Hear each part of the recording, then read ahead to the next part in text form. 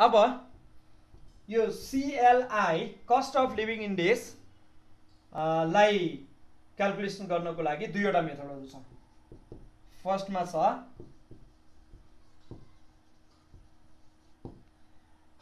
Aggregate expenditure method है।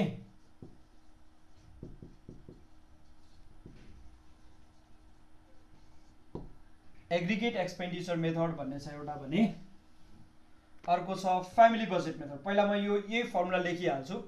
यसको लागि cost of living index number मैले सर्टमा लेखेँ है। Cost of living index number CLI this is equal to P1 Q0 upon summation P0 Q0 into 100 भन्ने छ। यो एक्ज्याक्टली कुन जस्तो देखिन्छ हामीले यसभन्दा अगाडि पनि कुनै एउटा मेथडबाट यही फर्मुला एक्ज्याक्टली यही फर्मुला युज गरेका थियौं। त्यो चाहिँ के छ लास्ट पेयर्स इन्डेक्स नम्बर भन्ने छ है। यो लास्ट पेयर्स इन्डेक्स नम्बर चाहिँ यो एग्रिगेट एक्सपेन्डिचर मेथड भन्ने छ cost of living index number calculate गर्ने त्योसँग एक्ज्याक्टली सेम छ है, केही फरक छैन। यो एग्रिगेट एक्सपेन्डिचर मेथड भयो भने अर्को चाहिँ फ्यामिली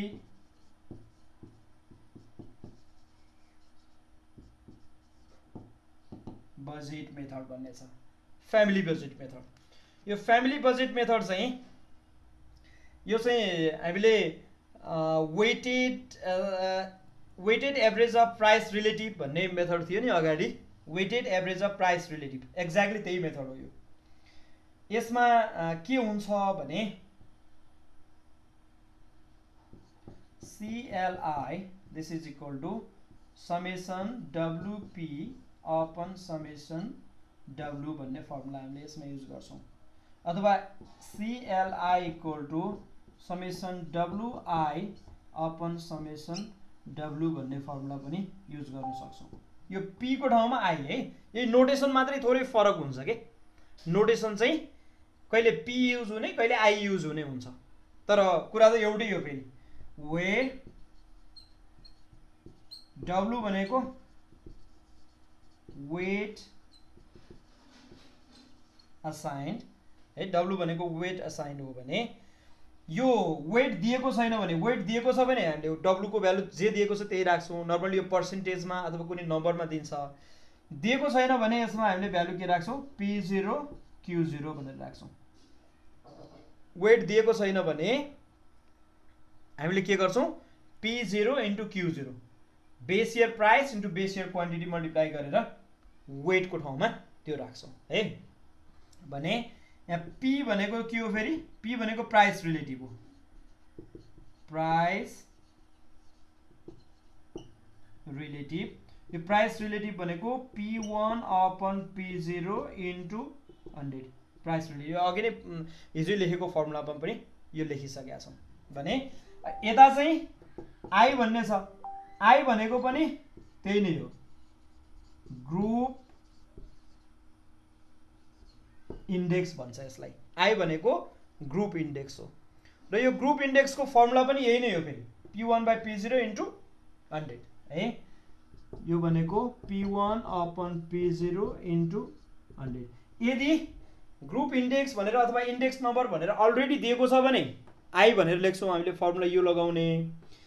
पहिले चाहिँ इन्डेक्स नम्बर दिएको छैन हामीले आफैले क्याल्कुलेट गर्नुपर्ने छ भने यो युज गर्ने है। यो एउटा भयो। यो चाहिँ कुन मेथडमा भन्दा यो अर्थमेटिक त्यो वेटेड एभरेज हैन, यो चाहिँ अर्थमेटिक मिन युज गर्दाखेरिको फर्मुला हो है। किनभने वेटेड एभरेज अफ प्राइस रिलेटिभमा पनि दुईवटा एभरेजहरु युज गरेका थियौ नि, त्यस्तै यसमा पनि यो युजिङ अर्थमेटिक मिनमा चाहिँ यो भयो। सर हजुर त्यो वेटेड के हो सर बुझिन के, एभरेज हो कि असाइन्ड हो? असाइन वेट असाइन हो। यो भनेको वेट कति दिएको छ भन्ने कुरा WEIGST ASSIGNED असाइन है। वेट असाइन हो। यो चाहिँ अर्थमेटिक मिन युज गर्दाखेरि यो भयो फर्मुला। भने अब ज्योमेट्रिक मिन युज गर्ने भने के हुन्छ त भन्दा यही फ्यामिली बजेट मेथडमा हामीले ज्योमेट्रिक मिन पनि युज गर्न सक्छौँ। युजिङ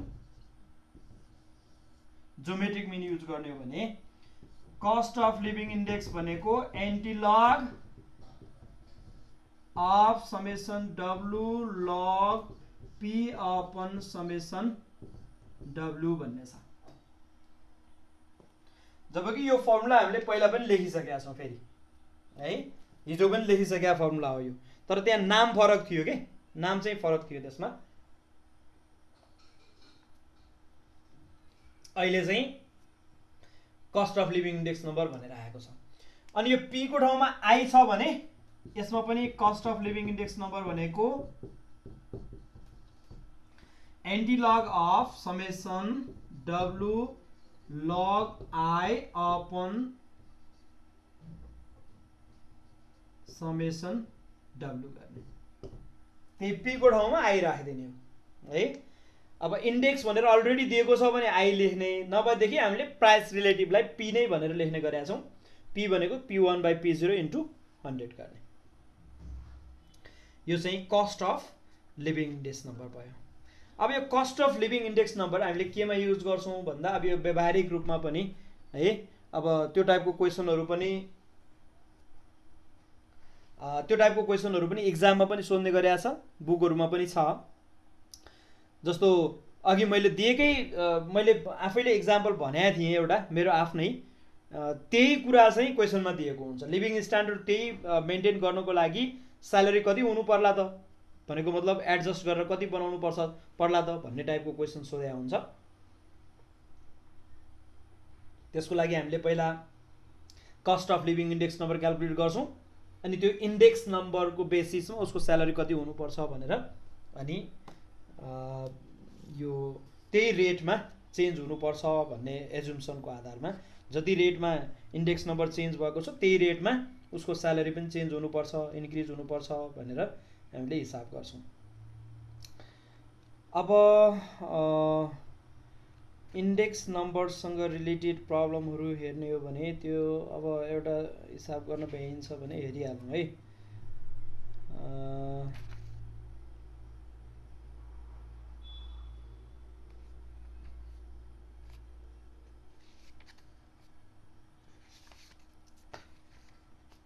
सुरुमा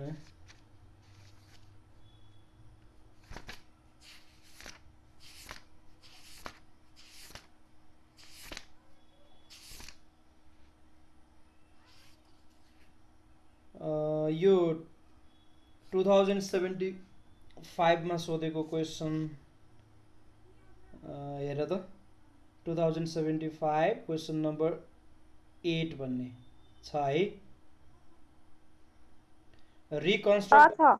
Reconstruct the following index number by shifting base year as 2063.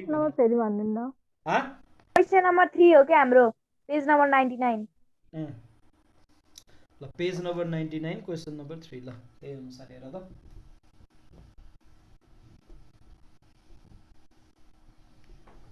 यो रिकन्स्ट्रक्ट द इन्डेक्स नम्बर भनेको छ भनेको यो बेस शिफ्टिङसँग रिलेटेड प्रब्लम हो है।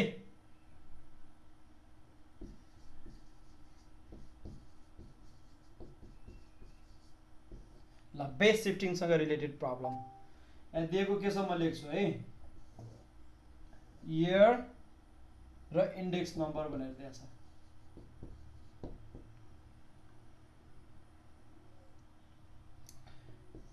टु 2059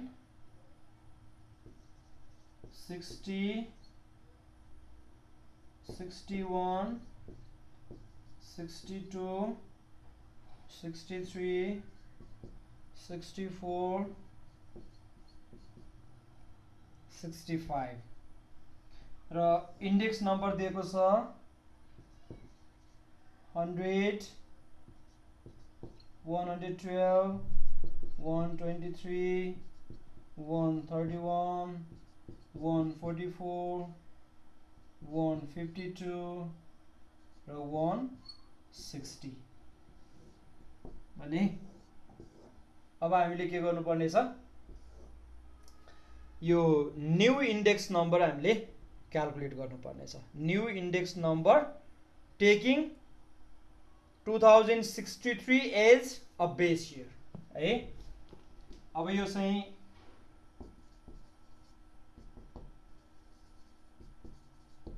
न्यू इंडेक्स नंबर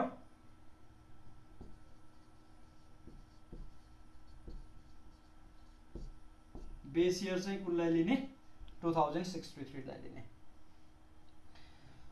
अब यसको लागि हाम्रो फर्मुला के छ त्यो साइडमा बाहिर लेखौं। New index number of a year equal to old index number of the year divided by index number of new base year into 100। यही हैन फर्मुला। बेस शिफ्ट गर्नु पर्यो भनेदेखि हामीले यो फर्मुला युज गर्छौं है। अब old index number of the year, अब यसमा हेर त इंडेक्स नंबर बेस इयर को इंडेक्स नंबर जहिले पनि कति हुन्छ एउटा तिमीले सम्झिनु पर्ने कुरा, index number of base year is always कति हुन्छ 100 हुन्छ। Index number of base year is always 100।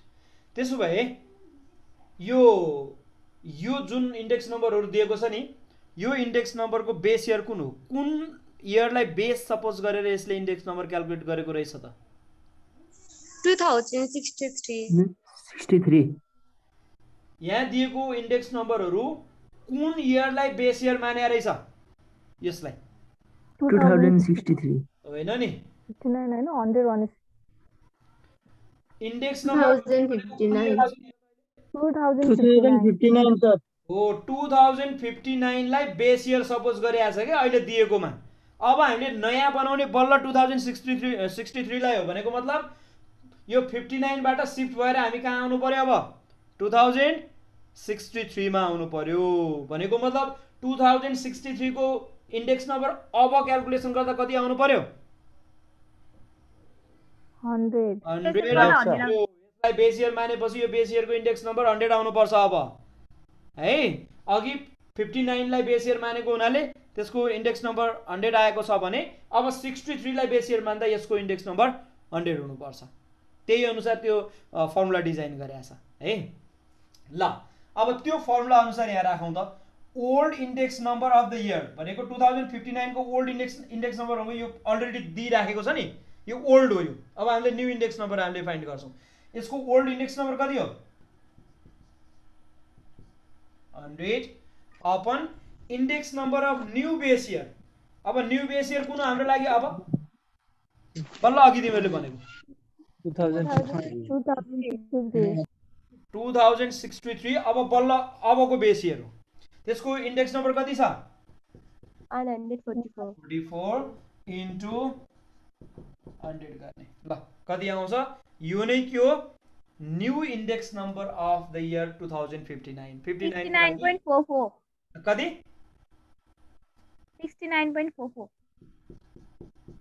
ल यसपछि 2060 को लागि पनि यही प्रोसेस। अब old index number of the year 112 divide by index number of new base year 144। यो न्यू बेस इयर को इंडेक्स नंबर त सबैको लागि सेम हुने भयो त्यही हुन्छ है इन्टु 100 गर 77.77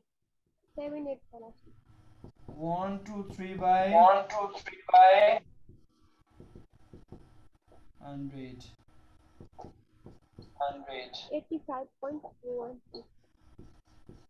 85.42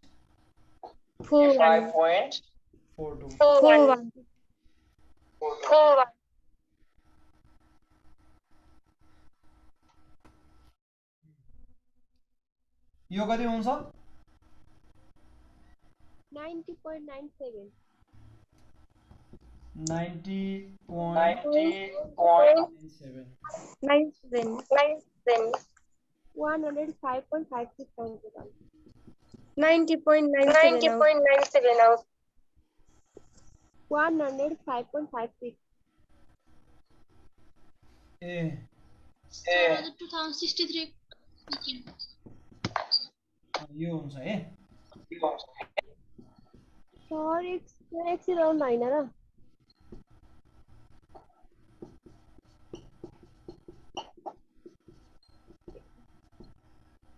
यो भयो कि यसको यो भयो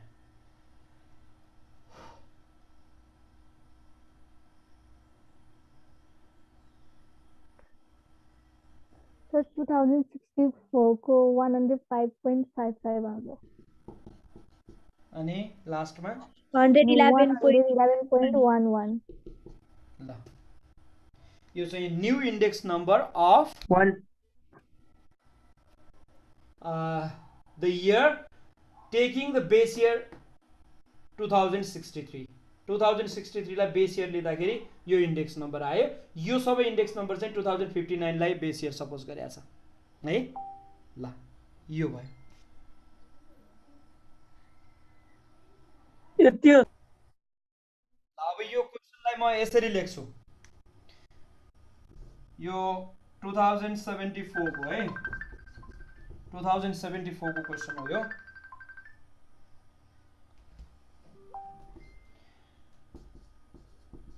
प्राइस इन्डेक्स नम्बर एक साइडमा लेखौं र अर्को साइडमा वेज लेखौं वेज है प्राइस इन्डेक्स नम्बर पहिला कति थियो प्रिसिडिङ इयरमा अगाडिको प्रिभियस इयरमा चाहिँ कति थियो 100 थियो पछि कति भयो 200 अनि वेज चाहिँ पहिला कति थियो 300. ए 300 थियो र अहिले चाहिँ कति भएको छ 500. 500 भएको छ अब हेर है 500 रियल्ली एक्चुअली उसको वेज अहिलेको 500 छ तर त्यो इन्डेक्स नम्बर जुन रेटमा इन्क्रिज भएको छ त्यही रेटमा इन्क्रिज हुने हो भने उसको वेज कति हुनु पर्थ्यो त थ्योरिटिकल्ली भन्ने कुरा हामीले यहाँ क्याल्कुलेसन गर्नुपर्ने हुन्छ के 600 हो यसलाई x भनेर सपोज गरौँ है x भनेर सपोज गरौँ भनेको मतलब प्राइस इन्डेक्स नम्बर जुन रेटमा इन्क्रिज भएको छ उसको वेज पनि त्यही रेटमा के हुनुपर्छ इन्क्रिज हुनुपर्छ त्यसो हो भने x/300 इक्वल टु कति हुनुपर्छ 200/100 हुनुपर्छ है x/300 इक्वल टु 200/100 यिनीहरूको प्रोपोर्सन चाहिँ कस्तो हुन्छ डाइरेक्ट प्रोपोर्सनमा हुन्छ डाइरेक्ट हो डाइरेक्ट प्रोपोर्सनमा हुन्छ त्यो भएर x/300 इक्वल टु 200/100 हुनुपर्छ यो इन्डेक्स नम्बरमा कहिले पनि त्यो इन्डाइरेक्ट टाइपको हुँदैन सबैमा डाइरेक्ट प्रोपोर्सन डाइरेक्ट रिलेसन हुन्छ है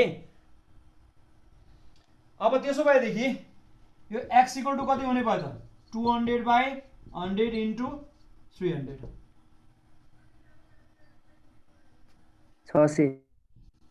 600 उसको हुनुपर्ने चाहिँ कति थियो 600 हुनु पर्थ्यो तर भइदियो कति अहिले भएको चाहिँ कति छ 500 छ हो त्यो इन्डेक्स नम्बर इन्क्रिज भए जस्तै गरेर उसको स्यालेरी इन्क्रिज भएको भए 600 हुनु पर्थ्यो तर अहिले भएको 500 छ भनेको मतलब वर्करले विन गरेछ त जितेको हो त वर्करले गेन गरे हो होइन हुनुपर्ने जति पनि भएको छैन उसको है पहिला प्राइस इन्डेक्स नम्बर 100 हुँदाखेरि 300 ले काम गर्थ्यो 300 ले बाँचेको थियो भने अहिले यो प्राइस इन्डेक्स 200 भनेको मतलब उसले किन्ने सामानको मूल्य 100 बाट 200 भयो तर उसको स्यालेरी 300 बाट 500 भयो विन गरेको छैन नि है विन गर्नको लागि अब त्यति नै मेन्टेन गरिराख्नको लागि उसको स्यालेरी कति हुनु पर्थ्यो 600 हुनु पर्थ्यो है 600 पनि भएन उसको हो है त्यो भएको हुनाले यो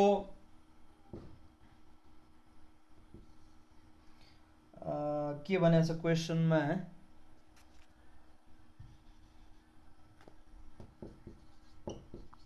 Does the worker really gain?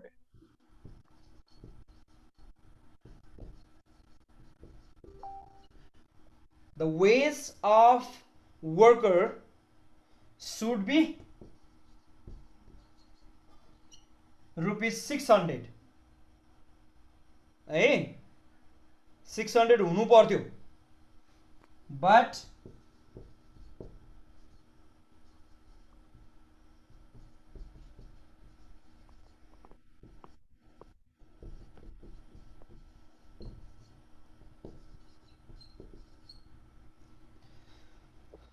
तर उसको अहिले एक्चुअल वेज चाहिँ कति छ 500 छ therefore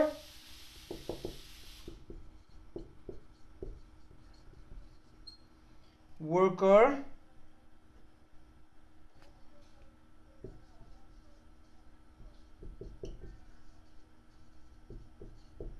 doesn't gain उसले गेन गरेकै छैन हुनुपर्ने 600 भएको छ 500 अघि मैले दिएको एक्जाम्पल जस्तै भयो कि भएन 5000 थियो 8000 भयो भनेर 3000 बढ्यो भनेर मक्क परे तर बाहिर किन्ने सामानहरू चाहिँ डबल भइरहेछ है यसले पनि पहिला 300 थियो अहिले 500 200 बढ्यो भनेर मक्क परिरहेछ तर बाहिरको सामान चाहिँ दोब्बर भइरहेछ डबल भएको छ त्यसले गर्दाखेरि उसले गेन गरेकै छैन